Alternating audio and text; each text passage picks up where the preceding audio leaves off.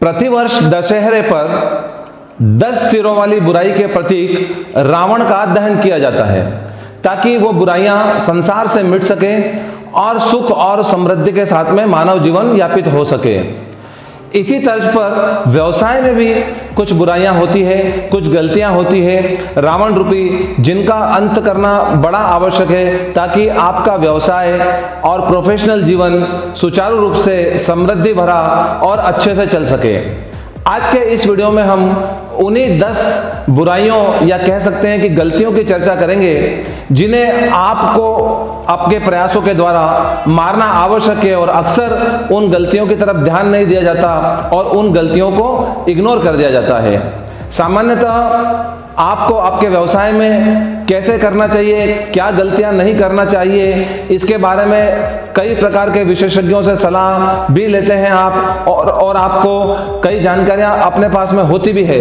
परंतु आज हम जिन 10 कॉमन मिस्टेक्स की बात कर रहे हैं, कॉमन गलतियों की बात कर रहे हैं, कॉमन बुराइयों की बात कर रहे हैं, अमूमन उस पर व्यवसायियों द्वारा और प्रोफेशनल्स द्वारा ध्यान नहीं दिया जाता।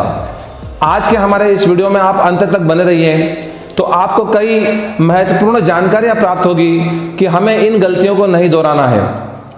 सबसे पहली गलती जो व्यवसायी अपने व्यवसाय में करते हैं वो ये है कि फियर ऑफ फेल्यूर होता है, उनको हार का भय होता है। ये डर होता है कि कहीं मेरा व्यवसाय असफल ना हो जाए। जब तक आप उस भय को लेकर व्यवसाय करते रहेंगे, यकीन मानिए कि आप कभी व्यवसाय में सफल नहीं हो सकते। उद्यमी बनना या व्यवसायी बनना अपने आप में एक रिस्क है, तो रिस्क टेकिंग कैपेसिटी को बढ़ाइए, अपने रिस्क लेने की क्षमता को बढ़ाइए और हारने से डरिए मत। जो व्यक्ति हारने से डरता है वो कभी भी बड़ा व्यवसायी नहीं बन पाया और सफल व्यवसायी नहीं बन पाया। व्यवसाय में फेल्यूर्स और सक्सेस चलती रहती है। फेल्यूर को आप आत्मसात कीजिए, उससे सीखिए और आगे बढ़िए, तो यकीन मानिए आप सफल होंगे। तो सबसे पहले इस डर को आपको खत्म करना है और इस भय को आपको खत्म करना है। दूसरे नंबर पर जो व्यवसायी सबसे बड़ी गलती करते हैं या जो सबसे बड़ा उनमें मिस्टेक की जाती है व्यवसाय में, वो ये है कि वो कॉस्ट पे कंट्रोल नहीं करते हैं। लागत पे नियंत्रण रखिए। अंधाधुंध खर्च कर और आप ये नहीं देखते कि किस वस्तु की कितनी लागत है, किस खर्च की कितनी लागत है और किस सर्विस की कितनी लागत है। अधिकतर व्यवसायों को हमने देखा है कि वो लागत पे नियंत्रण नहीं रख पाए, इसलिए उनका व्यवसाय फेल हुआ। तो सबसे पहले आप ये निश्चित कीजिए कि किस सेवा लेने के लिए, किस वस्तु के लिए और कहां पर और किस मद में कितना खर्च करना आवश्यक है और उसके बाद ही उसके ऊपर खर्च कीजिए। लागत पर नियंत्रण रखिए, चाहे वो 10 रुपए में मिलने वाली चाय हो या लाखों रुपए में आने वाली मशीन हो। आपको लागत पे नियंत्रण रखना बड़ा आवश्यक है। यदि आप लागत पे नियंत्रण रखना सीख गए तो यकीन मानिए कि व्यवसाय की दूसरी बुराई जरूर खत्म होगी और आपके व्यवसाय को फेल होने का खतरा कम हो जाएगा। तीसरे नंबर की जो बुराई हमें खत्म करना है या जो गलती हमें ना करना है, दोहराना है, वो ये है कि कभी भी डेट ट्रैप में ना फंसे, जिसको कहा जाता है कि ऋण जाल।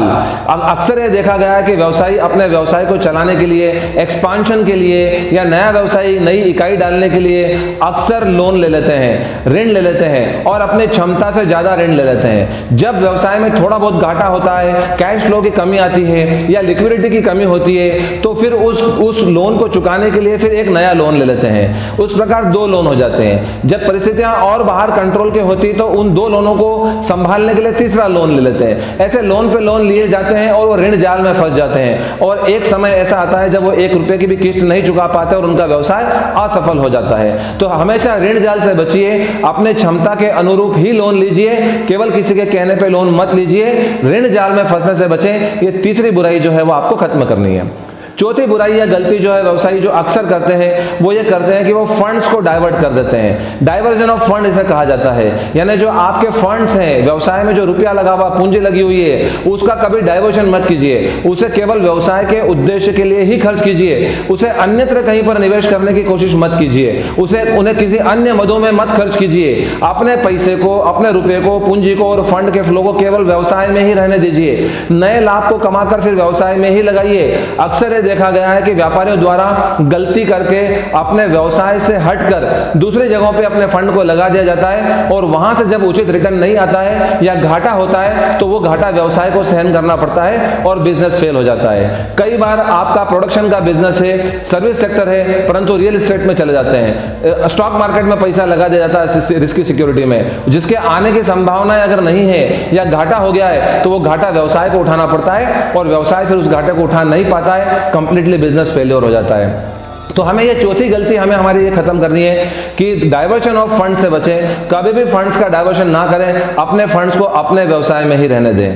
पांचवें नंबर पे जो गलती अक्सर करते हैं व्यापारी, पांचवी जो बुराई है जो हर व्यापारी को दूर करनी है वो ये है कि अपने व्यवसाय से एक्सेसिव विड्रॉल कर लेते हैं। वो मतलब पैसा अपने, जिसको ड्राइंग्स कहा जाता है, स्वयं के उपयोग के लिए व्यवसाय से पैसा निकाल लिया जाता है। परिवार के कुछ खर्चे जो होते हैं वो व्यवसाय में से निकाल के कर लिए जाते हैं। अपने लग्जरी के लिए, घूमने फिरने के लिए जो खर्चे हैं वो व्यवसाय में से निकाल के कर लिए जाते हैं। अपने व्यक्तिगत आवश्यकताओं की पूर्ति करने के लिए खर्चा व्यवसाय में से निकाल लिया जाता है। तो ये व्यवसाय में से पैसा निकालना बंद कीजिए, व्यवसाय का पैसा व्यवसाय में ही रहे। ड्राइंग्स करने की यानी व्यक्तिगत रूप से पैसे को खर्च करने की सीमा को बांधिए, उस पर कंट्रोल रखिए। हर अपना खर्च व्यवसाय के खर्च में से मत कीजिए, तो आपके व्यवसाय के फेलियर होने की संभावनाएं कम हो जाएगी। ये गलती आपको जरूर मारना है।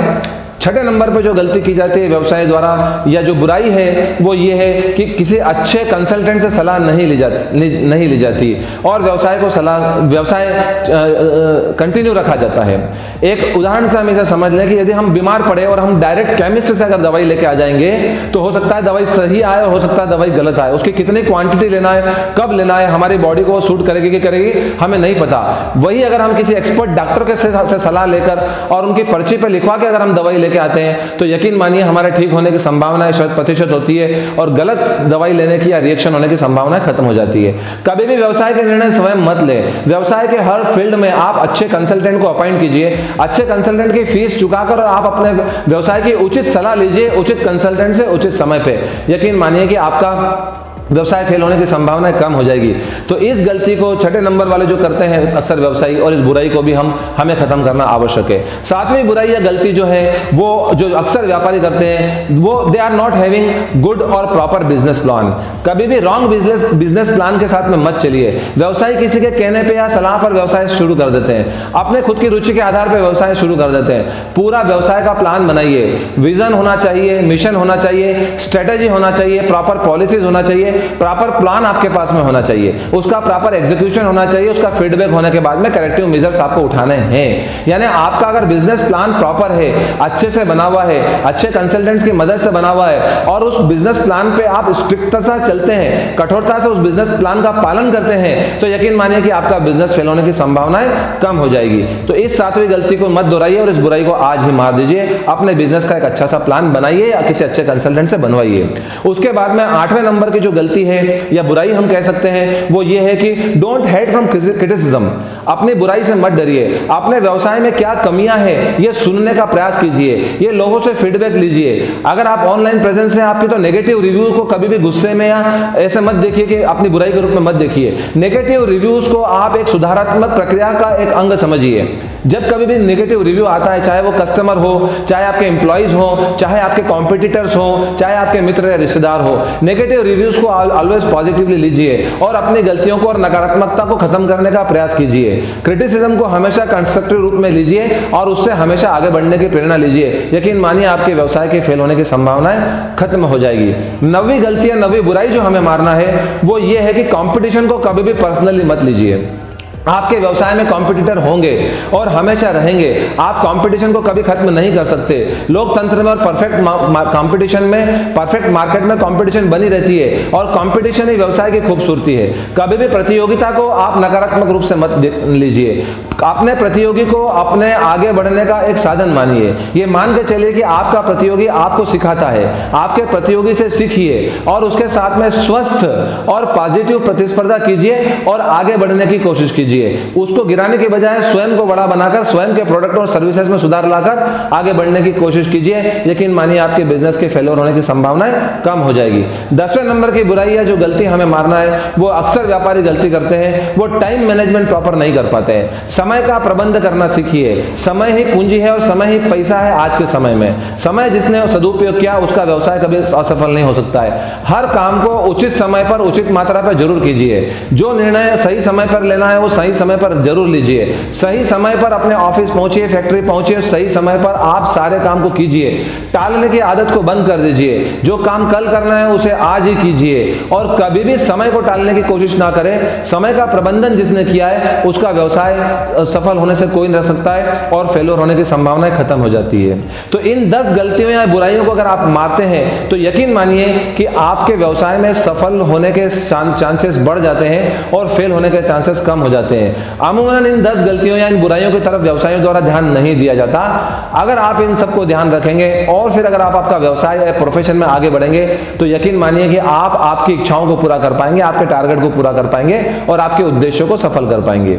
तो इसी प्रकार के व्यवसाय और वित्तीय विषयों के और पूंजी बाजार से जुड़े नए नए रोचक अपडेट्स और नई जानकारियों के लिए आप हमारे YouTube चैनल के साथ में बने रहिए। हमारे चैनल को सब्सक्राइब, लाइक और शेयर करना ना भूलें। धन्यवाद।